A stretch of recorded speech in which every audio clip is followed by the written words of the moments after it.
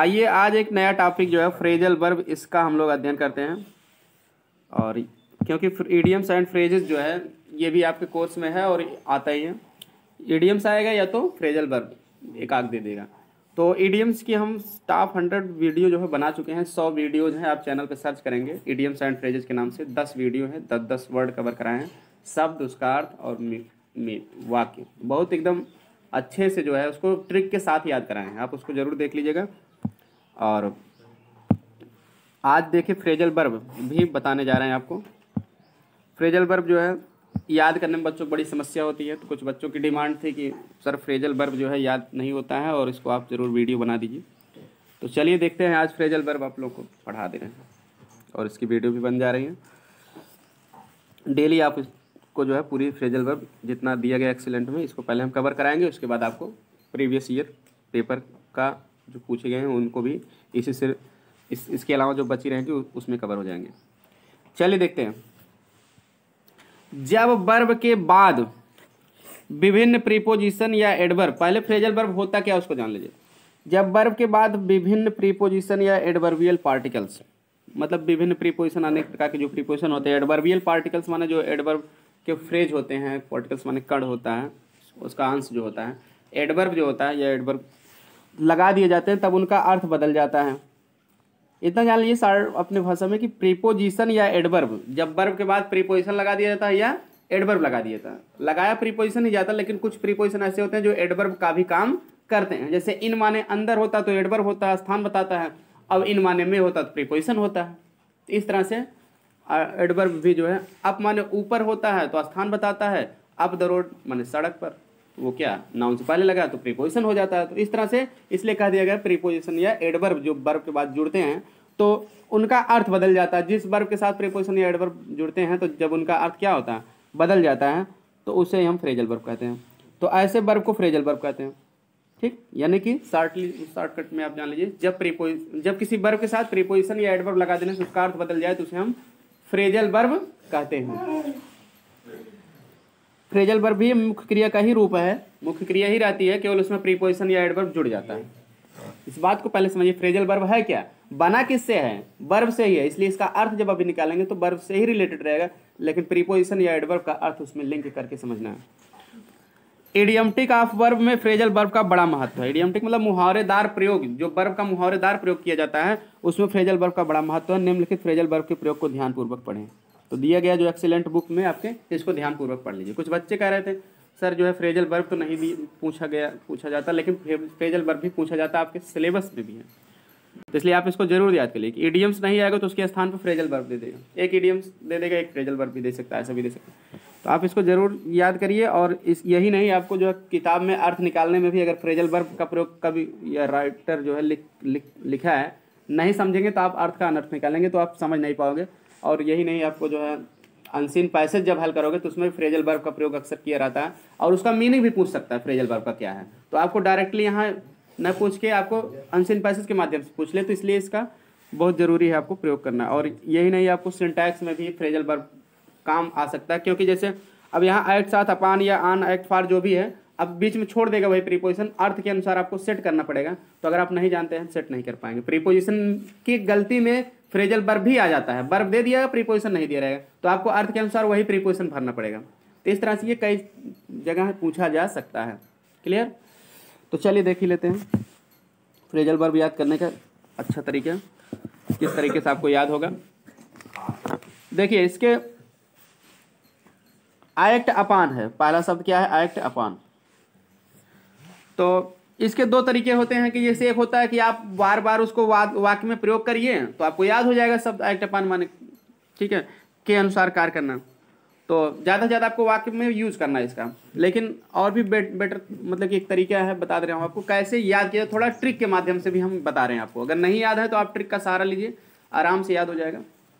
तो सारे phrasal verb हम ट्रिक के माध्यम से आपको याद कराएंगे, बाकी आप वाक्य का प्रयोग भी कर लेंगे, कोई दिक्कत नहीं। परीक्षा में आपको जो है वाक्य प्रयोग करने के लिए पहले आता था, लेकिन अब जो है वैसे भी आ सकता है।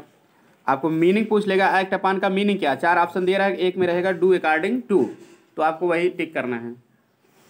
तो इस तरीके से पूछेगा, वाक्य प्रयोग करेगा तो एक्ट अपान के ऊपर आपको एक वाक्य बनाना पड़ेगा।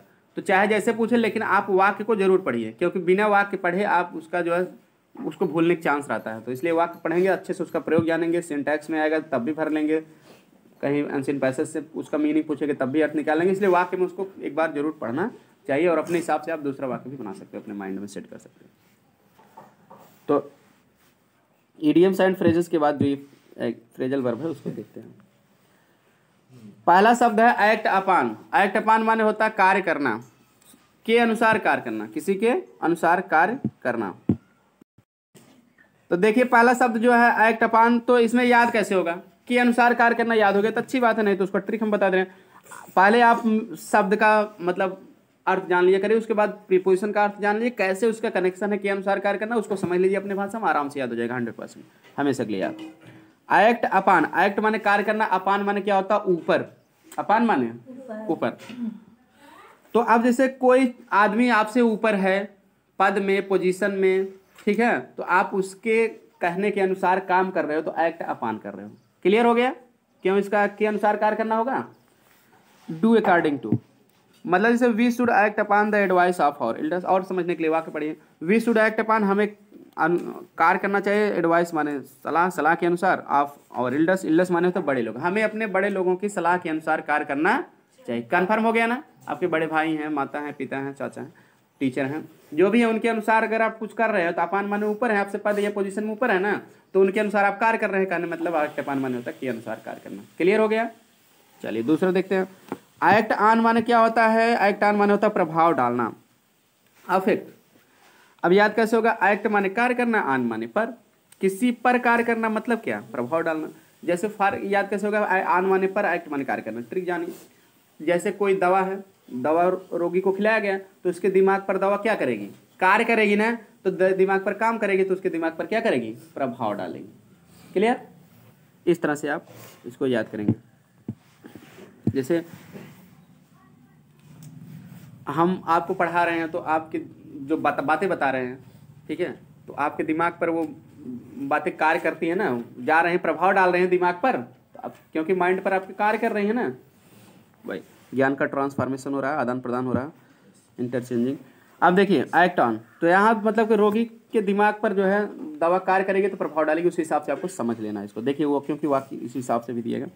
द पेशेंट बिकेम मैड, ठीक है। अब यहाँ थोड़ा, हाँ, रोगी जो है पागल हो गया एज द मेडिसिन, क्योंकि दवा ने रीएक्टेड माने प्रतिक्रिया की ऑन हिज ब्रेन, उसके दिमाग पर मतलब पुनः प्रभाव डाली, मतलब वो प्रतिक्रिया की। तो आप इसके लिए हम एक सिंपल ही वाक्य बता दें जो दूसरी किताब में दिया गया था, और प्रकाशन किताब भी मेरे पास है, तो उसमें छोटा सा वाक्य आप उस हिसाब से आप पढ़ा दीजिए। द मेडिसिन, अब रीएक्टेड ना करिए, एक्ट ही कह दीजिए, एक्टेड कह दीजिए। द मेडिसिन एक्टेड, री ना करके ठीक है। The medicine acted on his brain, his की जगह मतलब कि पेशेंट्स ब्रेन कर दीजिए बस। क्लियर? पेशेंट हटेगा। The medicine acted patients brain, दवा ने रोगी के दिमाग पर क्या किया? प्रभाव डाला। क्लियर? या आप acted on the brain of the patient, mind of the patient, या पेशेंट्स ब्रेन, बात एक ही हुआ है। Clear? The medicine acted on patients brain, simple, hitch की जगह पेशेंट, एपोस्ट्रोफी। क्लियर? दवा ने रोगी के दिमाग पर क्या किया? प्रभाव डाला या कार्य किया, बात एक ही हुआ। ठीक है? पर कार्य करना मतलब प्रभाव डालना। इस तरह से आप आराम से इसको याद कर सकते हो, अफेक्ट वन प्रभाव डालना। अगला है, या दूसरा वाक्य भी आप कर सकते हो, कोई दिक्कत नहीं है। जैसे कोरोना से कोई भी बीमार है तो उसको दवा दे दिएगा, तो ठीक है, उसके दिमाग पर प्रभाव डाला, वो अच्छा हो गया। किसी का माइंड गड़बड़ है तो दवा दे दिया जाएगा। डिप्रेशन में चला जाता है तो उल जलूल बकने लगता है तो दवा दे दिया जाता है, तो डिप्रेशन की अवस्था से वो दवा उसको, उसके दिमाग पर कार्य करती है तो बाहर आ जाता है। क्लियर? तो एक हमारे मित्र थे, वो डिप्रेशन में चले गए थे, नौकरी नहीं पाए, तो फिर बाद में पाए, तब तो दवा उनके पिताजी ने लिवा गया डॉक्टर के पास, तो उनको दवा कराया गया, तो उनका दिमाग जो इधर उधर की बातें कर रहे हैं कि हमको नौकरी नहीं मिलेगी, निराश हो गए थे, तो सही हो गए। क्लियर? तो इस तरह से दवा ने क्या किया? माइंड पर क्या किया? प्रभाव डाला, दिमाग जो अपसेट था सही हो गया। यद्यपि वो अच्छी नौकरी कर रहे हैं इस समय, अब कोई दिक्कत नहीं है। देखते हैं आगे। तो ये एग्जाम्पल बताया आपको समझने के लिए। एक्ट फॉर माने किसी के कार्य पर करना, किसी के स्थान पर कार्य करना। एक्ट फॉर माने क्या होता है? किसी के स्थान पर कार्य करना। याद कैसे होगा? एक्ट माने कार्य करना, फॉर माने के लिए, किसी के लिए आप कर रहे हैं। मतलब कोई आदमी कार्य कर रहा था, वो कहीं चला गया तो वो कह दिया कि आप मेरा काम जो है तब तक करिए, तो उसके लिए कर रहे हो, नहीं उसके स्थान पर कार्य कर रहे हो। आराम से याद हो गया, ठीक है। इसका सिनोनिम्स हो गया वर्क इन प्लेस ऑफ, ठीक है, वर्क इन प्लेस ऑफ, किसी के स्थान पे काम करना। नहीं दिया है लेकिन फिलहाल आप उतना समझ जाएंगे, अर्थ जान रहे हैं तो उतना समझ जाएंगे। स्टडी और वाइस प्रिंसिपल, कल हमारे वाइस प्रिंसिपल माने उप प्रधानाचार्य ने एक्टेड फॉर माने के स्थान पर कार्य किया, द प्रिंसिपल माने प्रिंसिपल। कल हमारे उप प्रिंसिपल ने प्रिंसिपल के कार्य पर क्या किया? प्रिंसिपल के स्थान पर कार्य किया। As he was on leave, he मतलब प्रिंसिपल, क्योंकि प्रिंसिपल छुट्टी पर थे। जैसे प्रिंसिपल छुट्टी पर थे तो उन्होंने जो उप प्रिंसिपल हैं उनको जो है कह दिया कि आप मेरा काम देखिए। क्लियर? जैसे मुख्यमंत्री के स्थान पे उप मुख्यमंत्री कोई कार्य कर दिए, राष्ट्रपति की जगह उपराष्ट्रपति, तो उनके स्थान पर ही उनका चार्ज उनको दे दिया था कुछ समय के लिए। तो वही चीज। अगला है ब्रेकआउट। ब्रेकआउट माने क्या होता है? वादे से मुकर जाना। बैकआउट, सॉरी, बैकआउट माने वादे से मुकर जाना। विथड्रॉ फ्रॉम प्रॉमिस, विथड्रॉ माने हट जाना, मुकर जाना, प्रॉमिस माने वादा। याद कैसे होगा? बैक माने वापस होता, आउट माने बाहर, ठीक है। कोई आदमी आपसे कहा कि ठीक है मैं आपके घर आके आपका काम क्या करूंगा, कर दूंगा, आपके घर आए, लेकिन आने के बाद वो काम नहीं किया, तुरंत जो है कहा कि ठीक है, उसके मन में कोई आइडिया आ गया कि नहीं मैं इनका काम नहीं करूंगा, करना ठीक नहीं है, ठीक है, मेरा नुकसान होगा, इन जो भी समझे बात, कुछ भी समझ कर वो घर से क्या किया, बाहर चला गया। तो बैक आउट मतलब बैक आउट, वापस बाहर, बाहर वापस चला गया, जहाँ से आया था वहीं पर क्या वापस चला गया, यानी वो वादे से क्या किया, मुकर गया कि भाई हम जा रहे हैं वापस बाहर, आपके घर पर आए थे लेकिन हम कर नहीं पाएंगे, बाहर जा रहे हैं, मतलब नहीं करेंगे आपका काम, तो वादे से क्या हुआ, वो मुकर गया। इस तरह से आप याद कर सकते हो। अब कोई भी चीज़, ठीक है, आपके घर पर सामान देने के लिए आया था लेकिन कहा आप नहीं दे पाएंगे, इतना लेंगे, आप कहेंगे इतना नहीं देंगे, तो आप ठीक है उतना नहीं दिया तो वादे से मुकर गया। He backed out of his promise to help me, वह मेरी सहायता करने के लिए अपने वादे से क्या किया, मुकर गया। इस तरह से आप ट्रिक के माध्यम से याद कर सकते हैं, आप अपनी भी ट्रिक लगा सकते हैं, कोई जरूरी नहीं हमारे, मैं तो आपको बेस्ट तरीके बता रहा हूँ कि इसी तरह से कैसे बना है और लॉजिकली उसी हिसाब से आपको याद हो जाएगा कनेक्शन करके, तो भूलने के चांस नहीं रहेंगे, नहीं तो आप पक्का भूलते हैं। बैकअप माने समर्थन करना, तो बैकअप माने समर्थन करना, सपोर्ट करना। इसको आप अपने मोबाइल की बैटरी बैकअप से यूज़ कर सकते हैं कि मोबाइल की बैटरी बैकअप कितना है, मतलब कितना घंटे वो समर्थन करती है, चलती है, बात एक की है ना। तो नहीं तो आप ठीक है, आप आराम से शब्द की ओरिजिन से पता करें। बैक माने वापस होता, अप माने ऊपर। याद कैसे होगा? वैसे कोई चीज़ आप अप माने ऊपर, ऊपर तक आपके पास फिर वापस आ रहा है तो आपका समर्थन ही कर रहा है ना। जैसे बैटरी आप चार्ज करते हैं, चार्ज 100% रहता है, 99%, 98% से कम होता चला जाता है ना। जब आप उस चार्ज में लगा देते हैं तो बैक माने वापस से वो चार्ज जितना खत्म था वो वापस अप माने ऊपर बढ़ता चला जाता है ना, 1%, 2%, 30%, 4%, 40, 50, इस तरह से बैकअप मतलब समर्थन करना। आराम से इस तरह से याद कर सकते हैं। क्लियर? कोई चीज़ अप हो रहा है, वापस आपके पास अप हो रहा है तो समर्थन कर रहा है, ठीक है ना। पैसा ही कमा रहे, खर्च हो गया, फिर आपका वापस उतना ऊपर तक जा रहा है जितना खर्च आपके पास था, तो आपका कलेक्शन समर्थन ही तो हो रहा है उस बिजनेस में।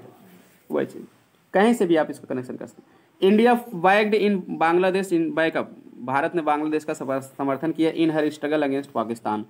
इन हर स्ट्रगल माने अपने संघर्ष में, उसके संघर्ष में, अगेंस्ट पाकिस्तान, पाकिस्तान के खिलाफ। भारत पाकिस्तान के खिलाफ बांग्लादेश का उसके संघर्ष में क्या किया, समर्थन किया। अब ये सोचेंगे आप हर कहाँ से आए ना, तो हर जो है बांग्लादेश के लिए ही लगा है, क्योंकि इंडिया हो या बांग्लादेश हो, अपना अंग्रेजी हर लगता है, क्योंकि भारत को भारत माता कहते हैं तो देश के लिए फेमिनिन जेंडर यूज किया जाता है। क्लियर?